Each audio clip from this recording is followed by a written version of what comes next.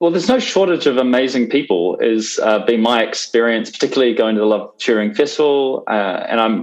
Rich, I'm sure you can attest this as well. Like there's a real depth of incredible talent amongst those tutors.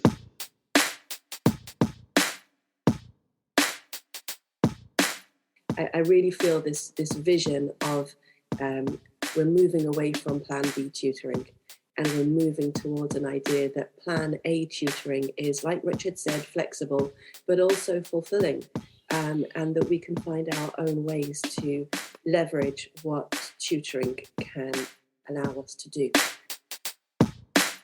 We need better definition of what a professional tutor is. And even more importantly, you're right, Ludo, it's actually what a career tutor is. So I think one of the weaknesses of the industry is this misunderstanding of what tutoring really is. It's so much more than just after school help.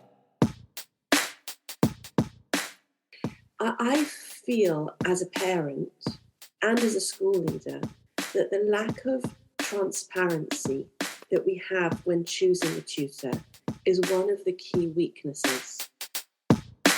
And as a primary tutor, I can tell you that one of the most difficult things to do is quantify your success. And not getting feedback and not being able to quantify your success is one of the loneliest things as a tutor. And it's one of the things that makes you feel terribly uncomfortable, because you're in that role of the freelancer. And yet it is difficult to prove value, because learning is a marathon. It's not a sprint. And if you don't have an exam point to move towards, it can be really, really difficult to prove your value. So the biggest opportunity in the industry now, for me, is quantifying success. How do we actually set out objective criteria to show that tutors are better? Blimey, this is rocket powered, hey?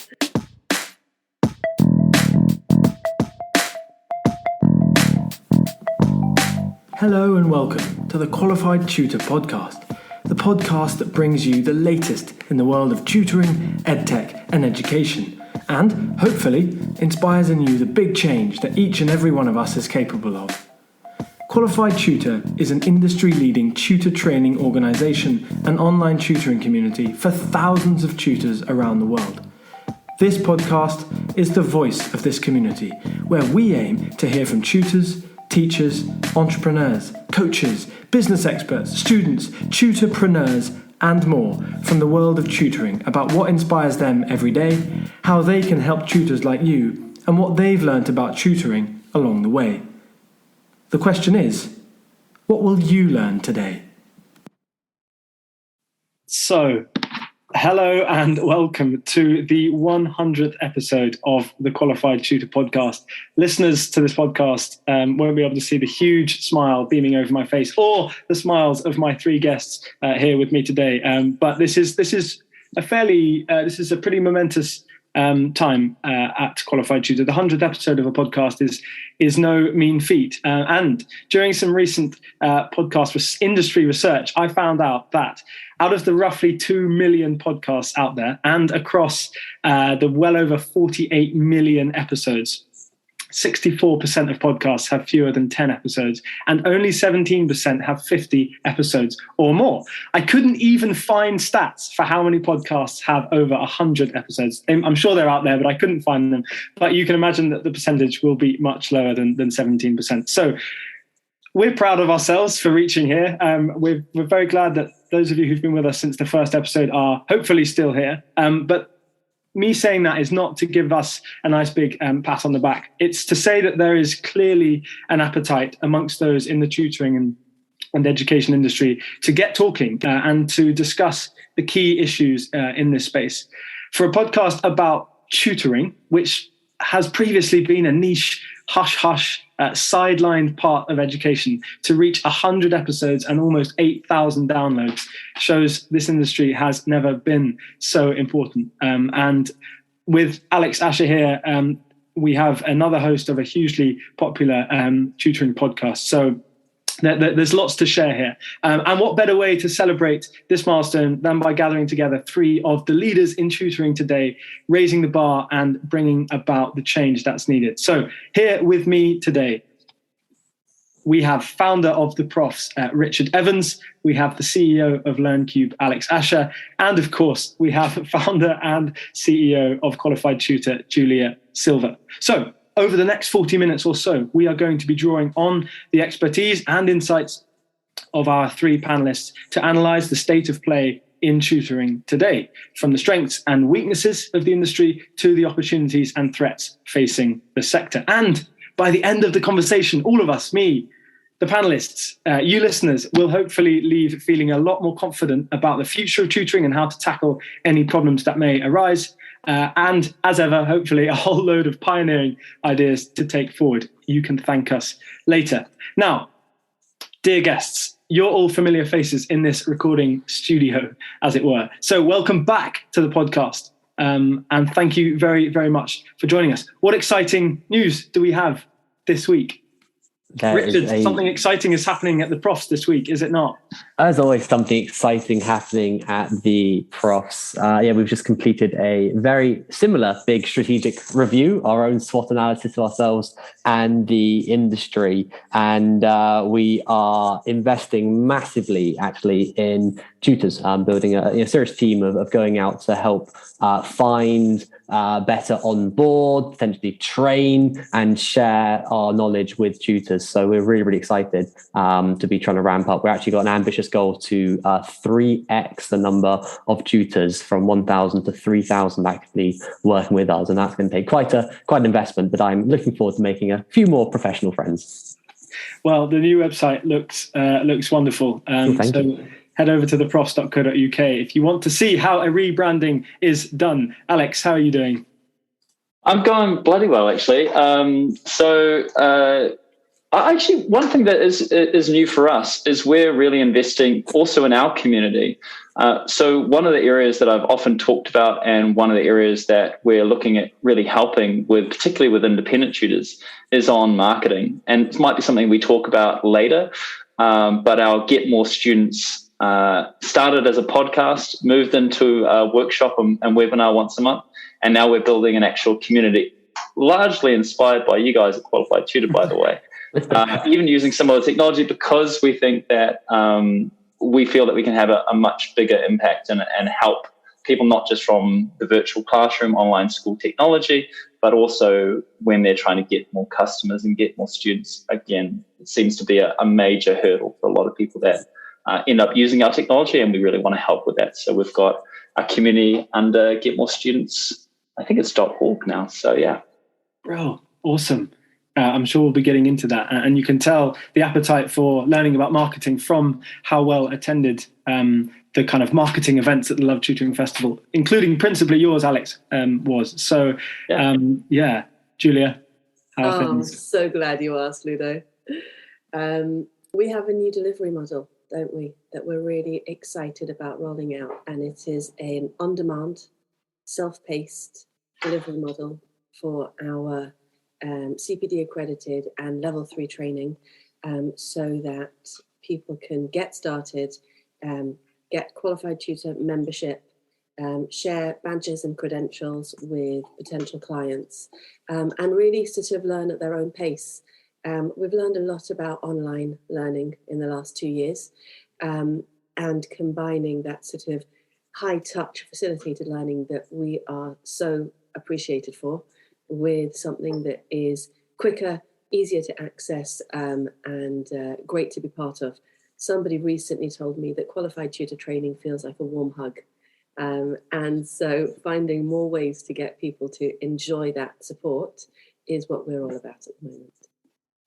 Well, I think those three responses have set the stool out for this conversation pretty well, because those are three different angles, three incredibly important angles. And with that, I think we're going to dive straight into the first question. Well, actually, maybe the fourth question now, but the first question on the agenda, which is strengths. So I'm going to open this up to Alex, you first. What do you see are some of the key current strengths of the tutoring industry? Well, there's no shortage of amazing people, is been my experience, particularly going to the Love Tutoring Festival. And Rich, I'm sure you can attest to this as well. Like there's a real depth of incredible talent amongst those tutors. It sounds like a lot of teachers are also looking at tutoring as a profession, which is again something really exciting. So from that perspective, I see that as a huge strength, is the people. If we're looking at the UK, I mean, even just the people in this little virtual room that we've got going here, we're all working on making tutoring better and more efficient, more effective, and having a bigger, more positive impact on the world. So I think that also is a good sign of some strengths.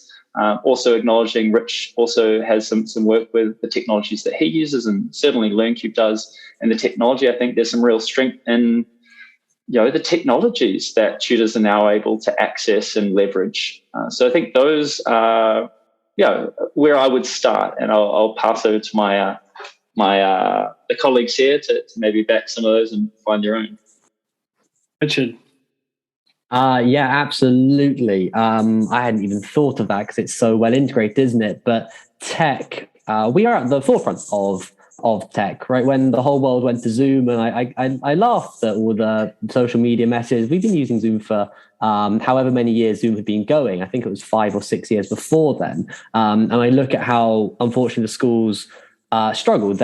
Schools have always been 10, 20 years behind on tech, and that unfortunately really caught up with them, sadly, to the detriment of millions of students. But the tutoring industry moved online overnight. And I think the continued innovation and thought leadership and ed tech of tutoring is amazing. And tutors are so willing to try out new tech and stay ahead of that. I read an interesting piece of research years ago saying that because classrooms haven't really changed since the Victorian age, students go from their home where they've got an iPad, an iPhone, a nice TV, and then they go into this Victorian blackboard system, and schools are so physically out of date that they immediately switch off, and that's actually a huge hurdle to many people's learning. So I agree, innovation tech, absolutely amazing. And more than that, it's a great growing sector. I have partners who used to work in the publishing sector and magazine sector, and it's just very sad when an industry is kind of struggling and maybe in its twilight.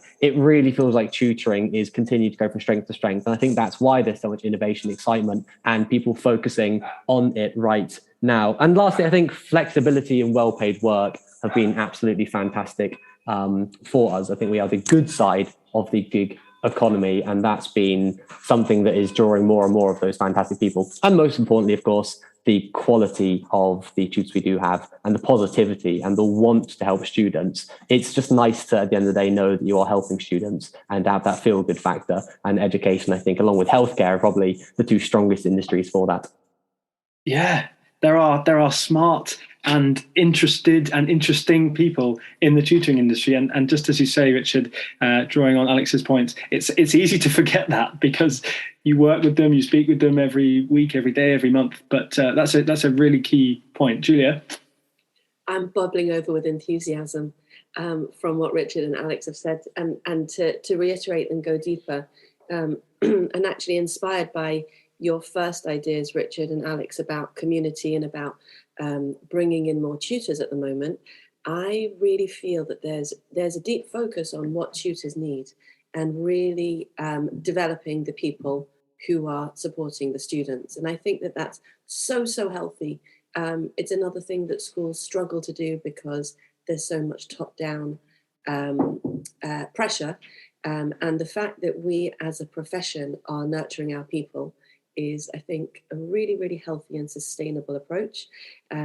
There are two phrases that I've become known for in our community. One is tutors need tutors, and the other is colleagues, not competitors. And I really think that we're digging into both of those things. And when I see people reflecting that back to me, I think it's terribly exciting. You know, I'm deeply involved in writing my book at the moment, and I really feel this vision of we're moving away from Plan B tutoring, and we're moving towards an idea that Plan A tutoring is, like Richard said, flexible, but also fulfilling, and that we can find our own ways to leverage what tutoring can allow us to do. And that's really exciting. Richard, can you talk a little bit? I know you've talked about this before on this podcast, but also I'm sure in lots of other conversations. But I think this will tie in really nicely here about the idea of tutoring as a career. Yeah, absolutely. I like to put in my tutor hat on. I like to see weaknesses as opportunities to learn. So they're sort of the same. But to move a bit down our SWOT analysis, I totally agree with where Alex and Julia are coming from in terms of the need for professionalization and community. And I totally agree, Alex, that the tutors are a strength. We have fantastic tutors. But where I would disagree is the quantity of tutors. Yes, in Love Tutoring Festival, I was happy to see hundreds of engaged and active tutors. But I think that's quite a large fraction of the engaged industry. And we need thousands, if not tens of thousands. We know that National Tutoring Programme has made claims of kind of shortages of tutors in the UK. I disagree with some of those claims and selection criteria, but more tutors is a better thing.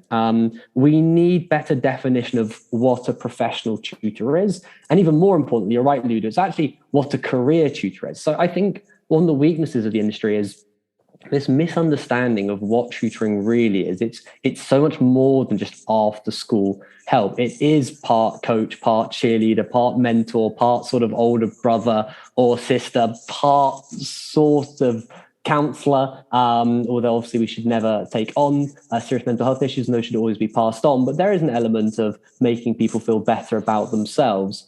And that is what the investment in education one-to-one really is all about, is looking at your long-term career trajectory and helping students to find one that is best suited to them and hopefully on a higher trajectory. But I do think that there is a shortage of quality tutors in the UK. I think that we're all working really hard on trying to attract more people in the industry, and I think we're making great waves there.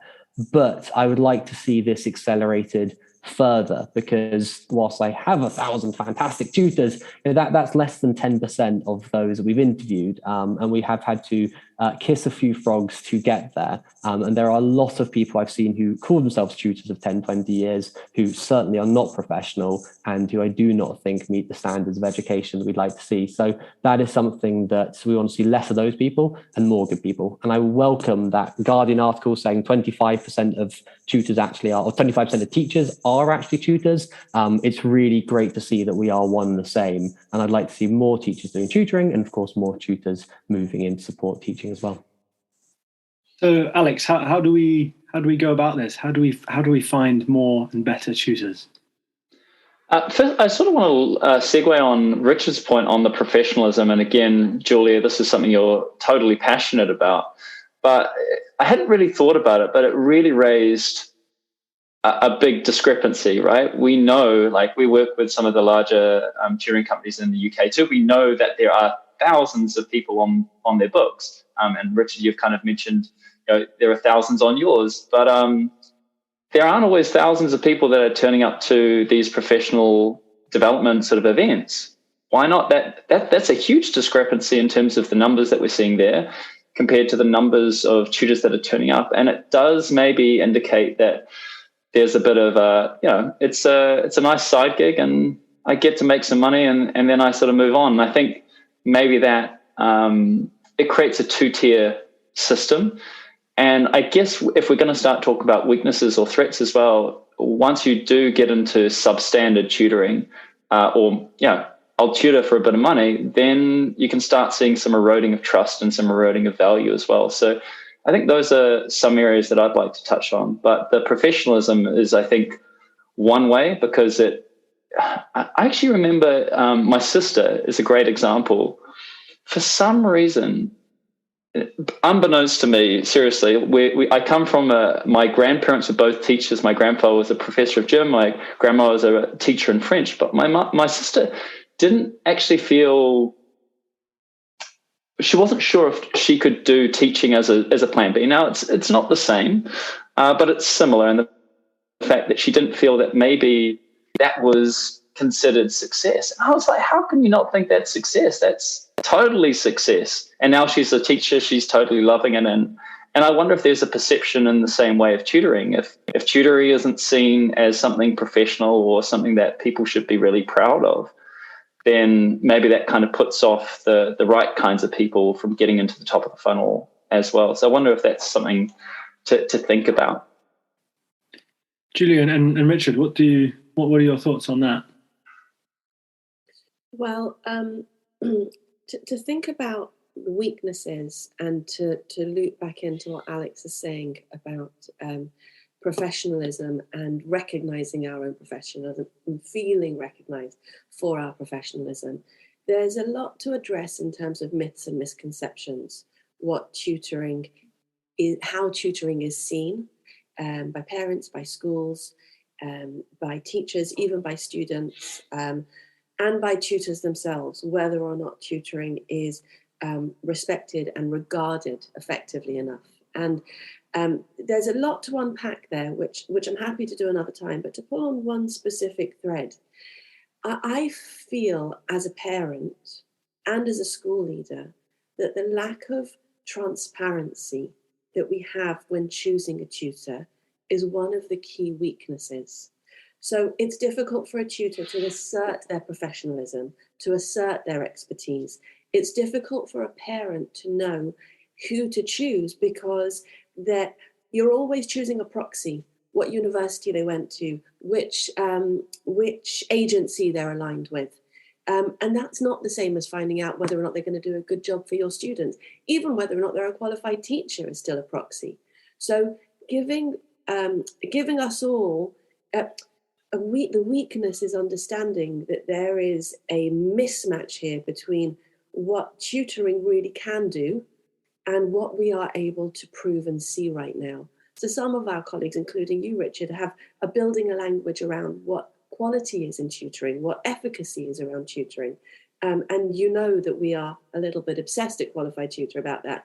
But really, it's all coming from this understanding that to enable people to choose a tutor and to choose a tutor with confidence, there's some work to be done. And that's what we're leaning into. I totally agree. And I think that's my actually opportunity. My quick notes on this was proving quality. So how's that for a segue? We're moving rapidly between. You know me, if nothing else, I talk too quickly. We need to be able to prove quality better. A few of you have heard this before, but I like to keep saying it. You know, I have been tutoring for 10 years. And when I joined the industry as a tutor, it took me all of a week to realize that the problems were the travel, eating lunch every day online, trying to optimize my timetable. Well, online tutoring has absolutely smashed that out the park. And shout out to my brother and BitPaper, and BitPaper and Bramble and all the great whiteboards and online technologies that have helped us to do that. So online was really ticked off. I found it was very hard to get daytime hours. Profs was set up to focus on university tutoring to allow for daytime hours. So someone like myself could work from the hours of 9 till 6 rather than the hours of 6 till 9, which really was difficult on having any sort of social life. So that has been worked on with internationalization. A very small amount of my students even live in the UK these days or based in it. So that's helped. Number 3, which I'm now trying to work on. It's good to have some career goals and it's amazing to look back at how quickly some of these things have moved as a whole industry. Now, I'm not the only person dealing with these problems. There's hundreds of us working hard on this. But number 3 is proving quality. How do I actually prove that I'm a better tutor? Yes, I went to a good university. Well done me, pat on the back. That doesn't mean I'm a good educator. And I agree, a lot of things on CVs are very poor proxies. At the Profs, we actually actively don't provide CVs. We're quite rare as a tutoring agency. We don't give CVs because we think they give the wrong information. It's all about our quantitative and qualitative measures of quality. So the biggest opportunity in the industry now for me is quantifying success. How do we actually set out objective criteria to show that tutors are better? And for me, it's got to be results tracking. It's got to be, are you getting the result? Yes, you can also track quality and confidence improvements. Yes, it's really important, I think, to have an agency or an external badge, such as a qualified tutor or being an official TTA tutor. These are important too. But at the end of the day, are you getting results and are you getting 5-star reviews plus from your parents? And I think the whole industry and those of us qualified tutor and at TTA and those of us who are turning up to events, we need to be leading the vanguard, because the best way to accelerate that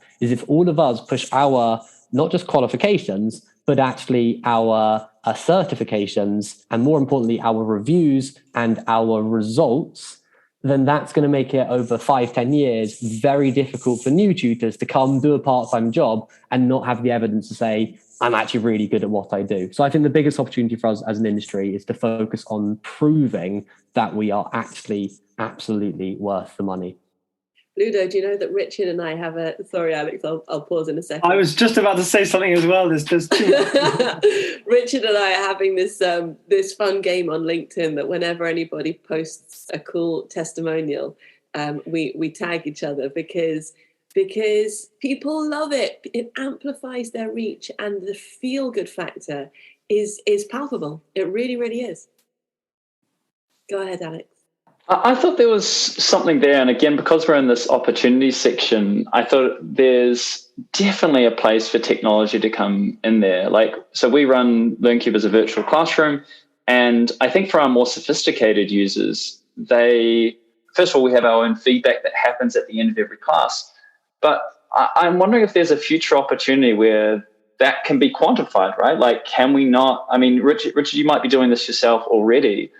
A number of reviews is at least a metric that helps understand that somebody is straight off the shelf last week, or they've been doing this for 10 years. When I've met some tutors, I've got 4,000 hours of online tutoring experience. I want to know that. And I don't feel that is shown or verified in a very good way. And I feel that maybe, again, Richard and I are hopefully part of the solution eventually. And from a technology perspective, can we create some confident measures where people can go, hey, look, these classes actually happened. These ratings were actually verified at the time that they were created. So they're not they can't be kind of scammed. There's a timestamp attached to every review or piece of feedback after a session.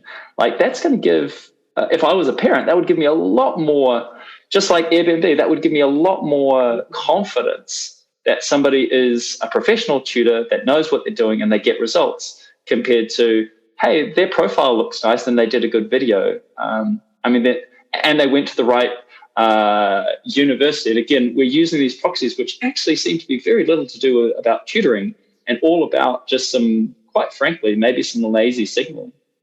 We've done a lot of work on Rachel Botsman's work about trust. And she points out that we used to trust authorities and now we trust each other. And I wonder whether the opportunities are really about how we signal trust.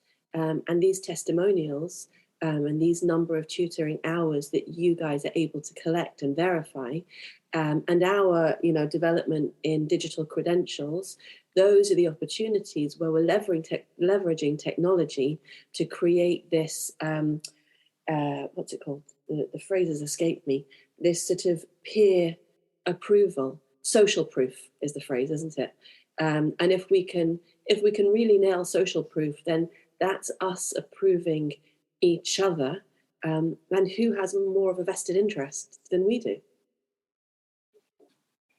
Lots of head nodding going on. Richard unmuted himself. Sorry. Yeah, I agree. I definitely we're seeing more of this. The whole world's moving towards more reviews. And I think that's a good thing. It certainly can be gamed, and I totally appreciate, Alex, we've got to be looking at how to not game this. I mean, just this morning, we got 2 5-star reviews, really happy, but it's the whole team. This is part of the whole brand. It goes onto our Slack. Everyone in the company sees it. Everyone has a nice kind of a feeling, and we comment back and we shared that, and hopefully now go on social media to help this campaign Julia and I are on of getting tutors to share their positivity, because it will, with thousands of us sharing these reviews, it will help people to better understand what tutoring is about. But I also want to move beyond the social proofing and certifications, which are very important, and we are indeed got to make sure that those are good objective measures, into that quantifiable. And that for me is the future that we aren't really doing. It is being seen in the one bit of tutoring I am seeing it in, is when there's a binary outcome. I'm not sure, probably maybe 11 plus agencies and school selection maybe, but in my end of the industry, the higher end, university applications, it is actually standard. So it is, we have a 97% success rate of first or second choice. I think it's 85% rate of first choice. We're really happy with that. And actually our competitors all share lesser statistics, shameless plug there, than us. But it's really important that people understand you're trying to get an outcome. So I think that's maybe where this idea has come from. And we're now trying to disseminate that into the wider tutoring market, because maybe one of those weaknesses is when I started out in the younger years tutoring, and I saw there some things I was quite uncomfortable with in terms of quality control. So I started with some West London raw agencies, and everyone was from Oxford and it was very, very good and charming. And you'd go and talk to the father or the mother, and they were from Oxford and Cambridge and very, very,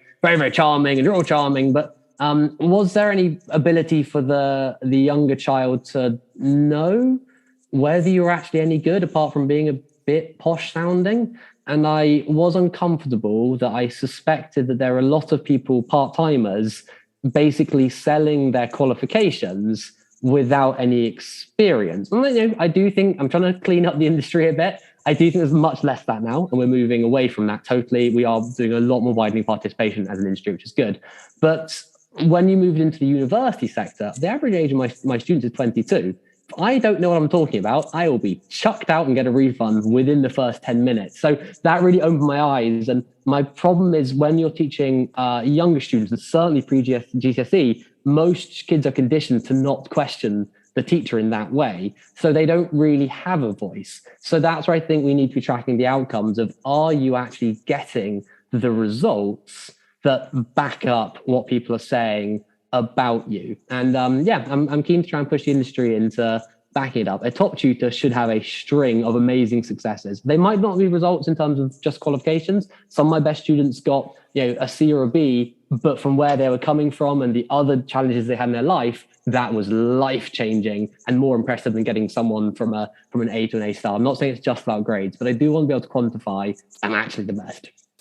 So interesting, Richard, in terms of what to quantify, because we had a conversation on Clubhouse in the summer about KPIs and what your performance indicators are as a tutor. And if we were speaking with Judy Bryce, who's a specialist in supporting dyscalculia and maths anxiety, and the conversation around KPI stressed her out until we said, well, going from I hate maths to I don't mind maths with Judy is a huge thing.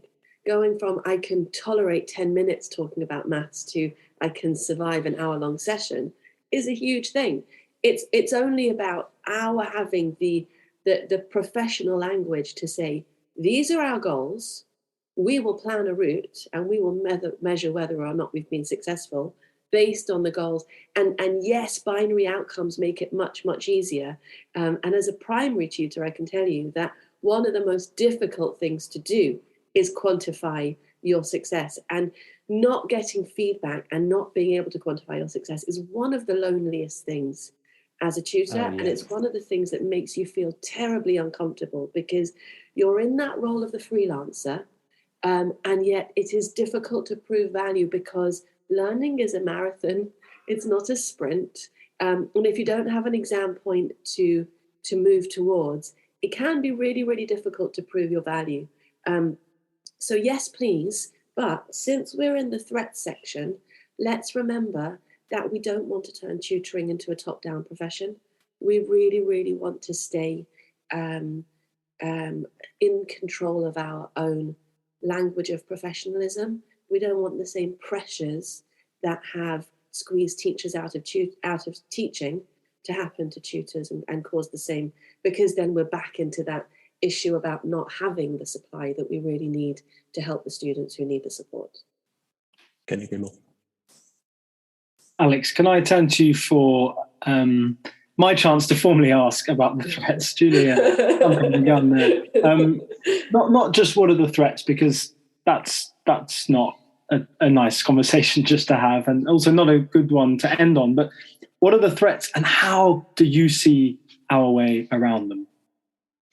I do see a threat in terms of, how could you not bring up inequality in a kind of question like that? Like tutoring has, at least until recently, been only seen as something that wealthier people have access to. I mean, there are obviously some edge cases and some changes to it, but I think most perception is, at least from where I've sort of come from, is that it wasn't for everybody, and there was a pretty big price tag attached. And also that price tag was really associated with, I think, even what you said, Richard, like the travel costs. Like if it's not taking you an hour to do a session, and in fact taking you 3 hours, an hour to get there and back, possibly more in terms of just the general kind of conversation that you might have with parents and so forth, you might need a price to kind of justify that. I think maybe the opportunity, again, online tutoring was offering a more efficient option, but I think price, if it gets too crazy, is going to kill the industry, and I think also create a real sense of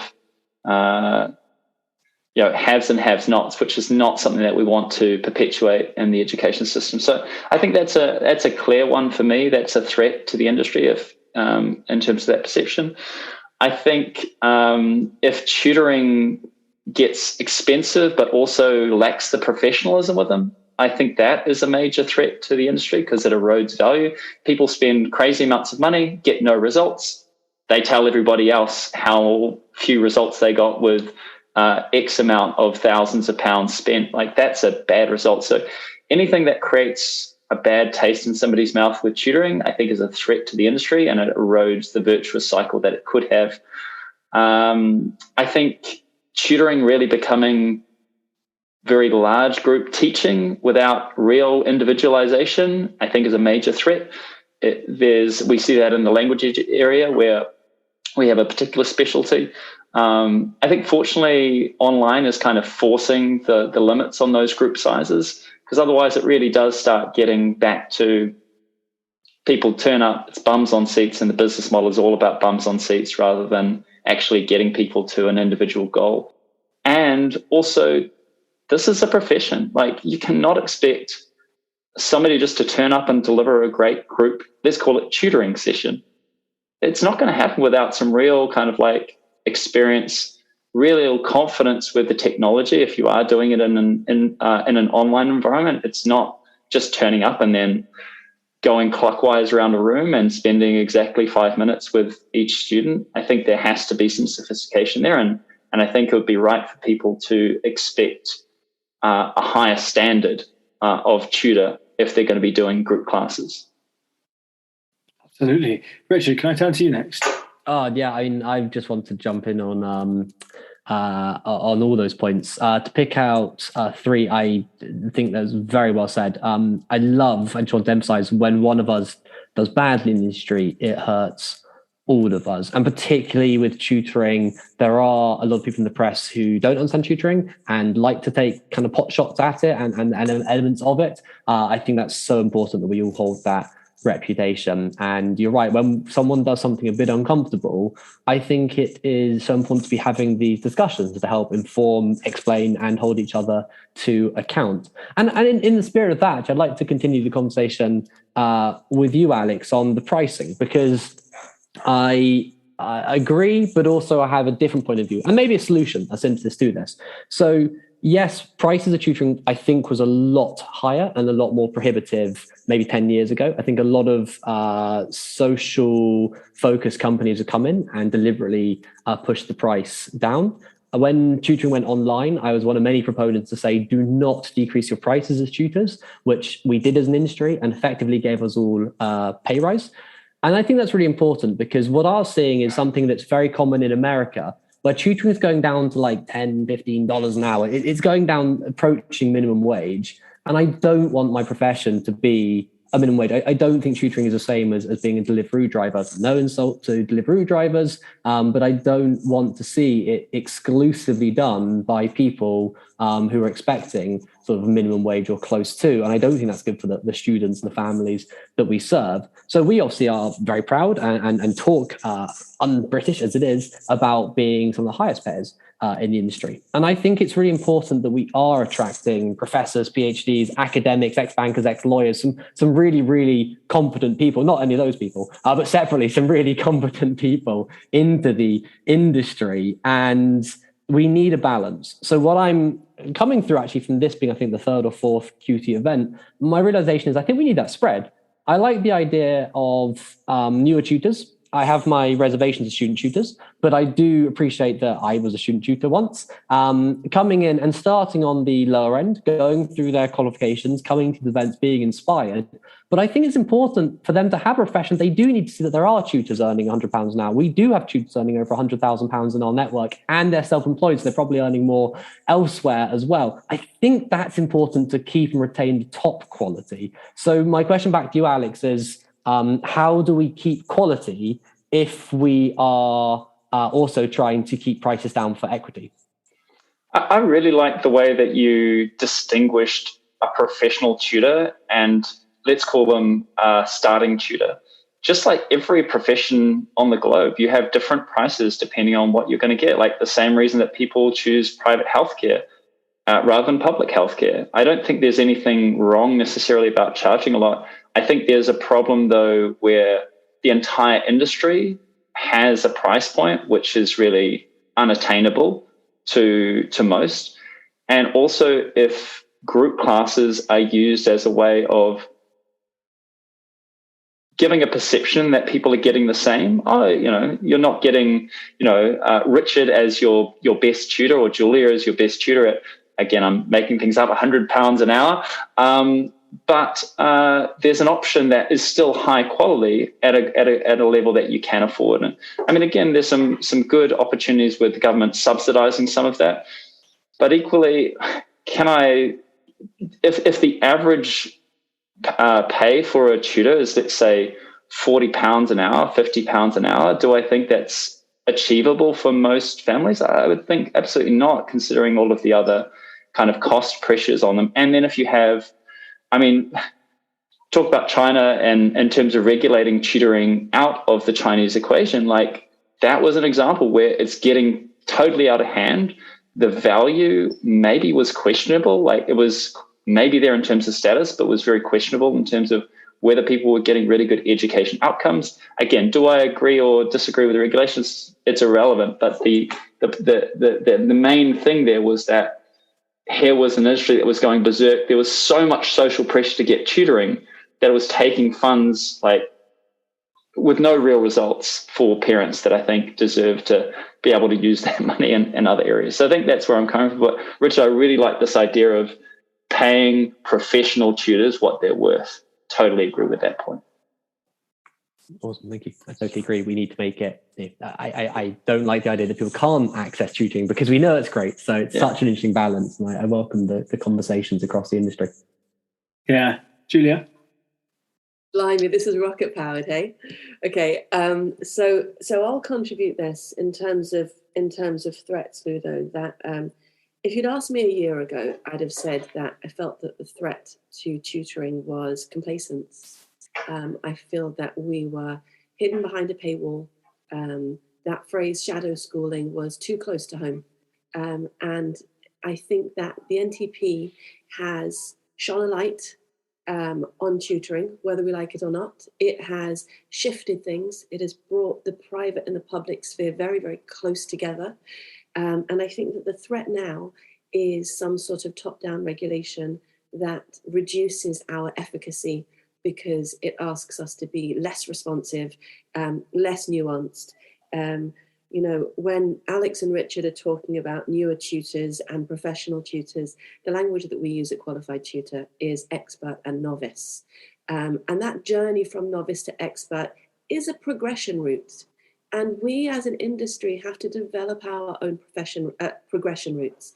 And if we have, DFE or government intervention that squashes that progression route, it will lose its scope to become an international profession.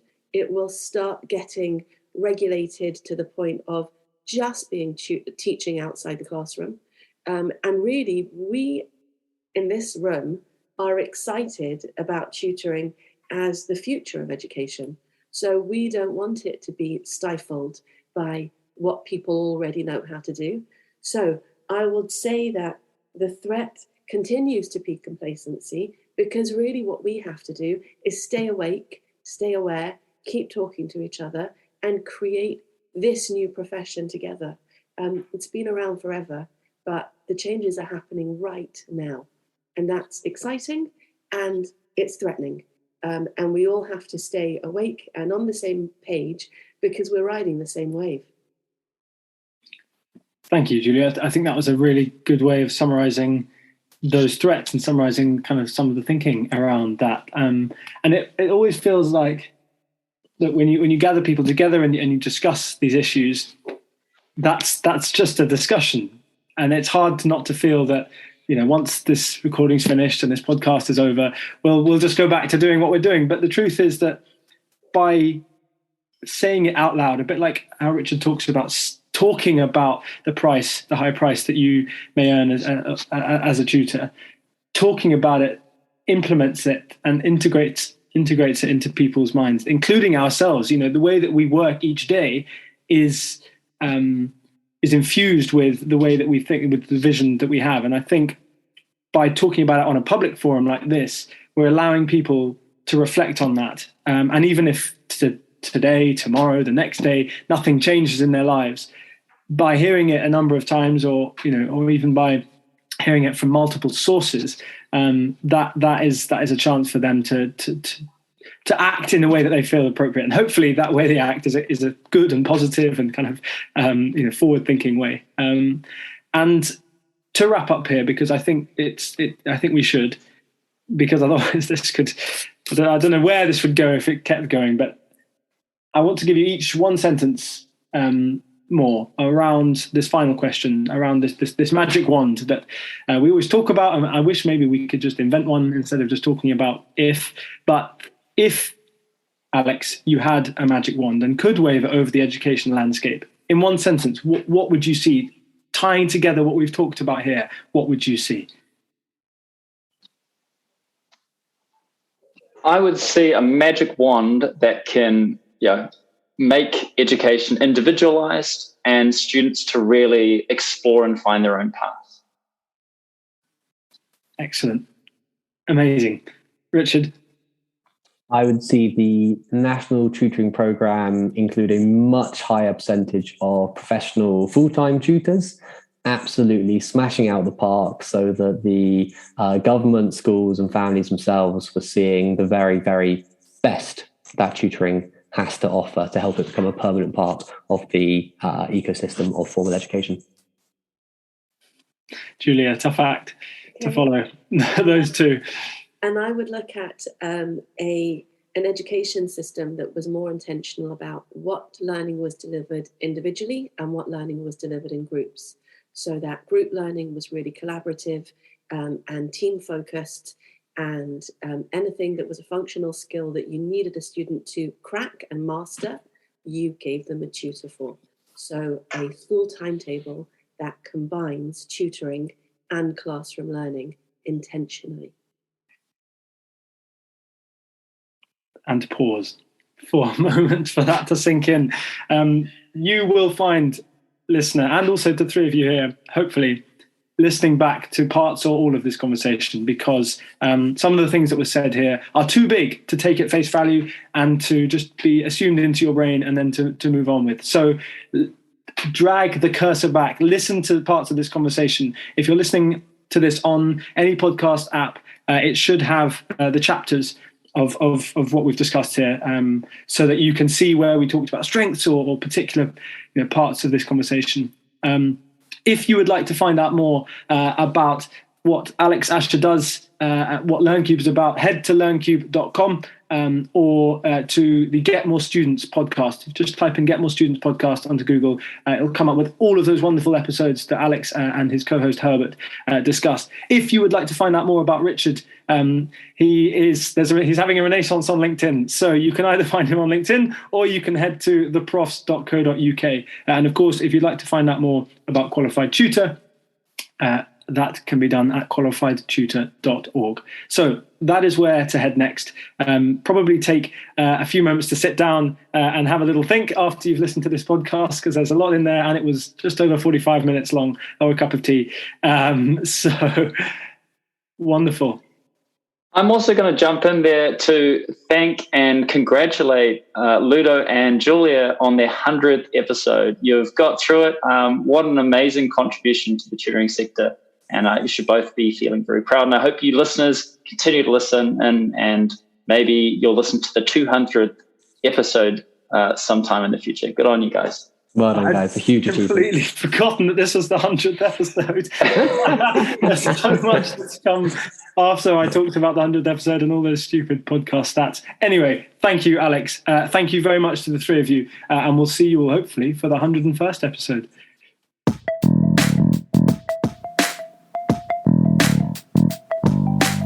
Thank you for listening to this episode of the Qualified Tutor Podcast. Whether you're a regular listener of this podcast or you've just stumbled across it, join the Qualified Tutor Podcast group within the Qualified Tutor community to stay up to date with our latest news, offers, workshops, and of course, simply to meet other tutors like you. Whatever your level as a tutor, our training courses will be the next step in your professional development. Visit qualifiedtutor.org/training to find out more about our CPD accredited and Ofqual recognised courses, the first of their kind in the tutoring industry. Your student deserves the best tutor possible. Make that happen today by joining Qualified Tutor.